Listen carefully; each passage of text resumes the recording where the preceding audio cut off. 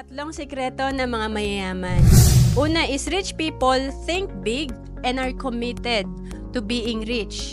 Ibig sabihin talagang importante magsimula tayo sa vision natin. 5 years from now, 10 years from now, ano ba yung nakikita natin sa sarili natin? Mag-grow ba tayo? Kasi yun ang mangyayari. And of course, hindi lang puro plano or puro nasa isip lang natin. Importante may action tayo. Committed tayo.